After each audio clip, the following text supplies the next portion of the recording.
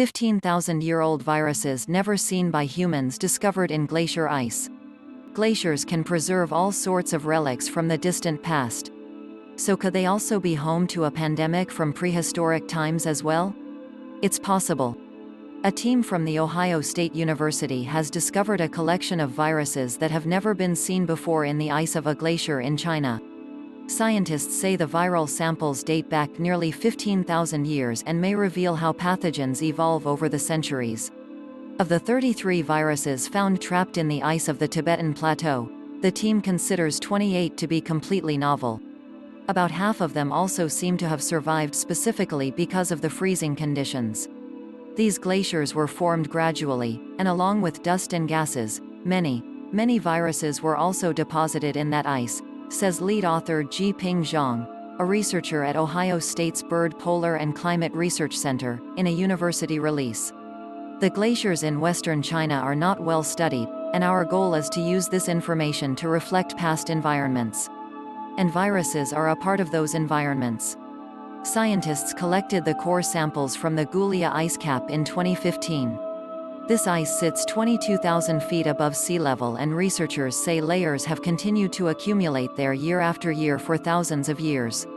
Study authors say this created a sort of timeline of everything in the atmosphere at different periods in history, trapping microbes and showing how the climate has changed since 13,000 BC. These are viruses that would have thrived in extreme environments, adds Matthew Sullivan, co-author of the study and professor of microbiology at Ohio State.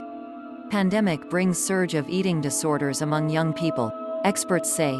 These viruses have signatures of genes that help them infect cells in cold environments. Just surreal genetic signatures for how a virus is able to survive in extreme conditions.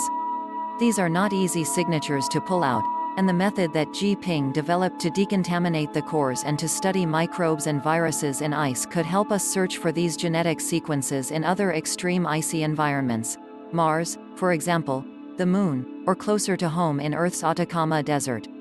Where did these ancient viruses come from? Viruses don't share a common genetic background, so researchers say that figuring out the origin of a new virus takes several steps.